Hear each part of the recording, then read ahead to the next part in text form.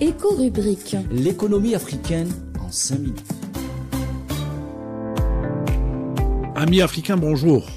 Donc, à côté de la logistique, d'autres éléments se posent de manière très claire pour le développement du commerce inter-africain ou du commerce international entre pays africains.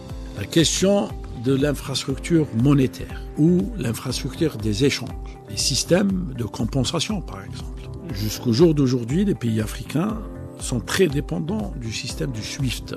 Ils sont obligés de passer par des pays européens ou en dehors du continent pour réaliser leurs transactions. Ceci génère des surcoûts et rend les opérations commerciales plus lentes, plus coûteuses et se traduit in fine par une contraction des volumes échangés entre les pays africains. Les autorités monétaires en Afrique ont mis en place un système pour contourner justement ou du moins atténuer du poids du système SWIFT sur les transactions africaines. Mis en œuvre en 2017, le système de compensation intra-africain n'a vu jusqu'au jour d'aujourd'hui que l'adhésion de 9 pays africains, 9 banques centrales uniquement, ce qui traduit le manque d'engouement et cette logique de dépendance des moyens de financement et des moyens de compensation autres qu'africains. Et l'objectif était d'accélérer les processus permettant d'améliorer les commerces internationaux.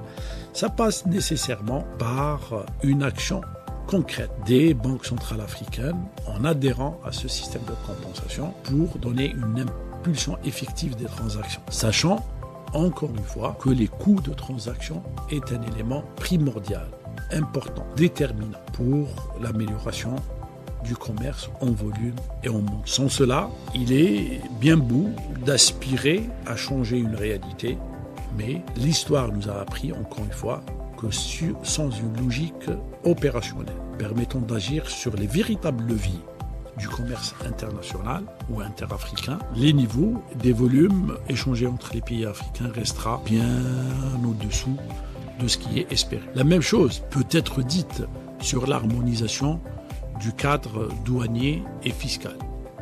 On parle de barrières tarifaires, on parle de taxes, on parle d'impôts, et sans qu'il y ait une véritable harmonisation permettant d'unifier les espaces d'échange, les opérations commerciales ne seraient que plus coûteuses, plus difficiles. Et donc, les niveaux de réalisation du commerce interafricain ne sera que limité.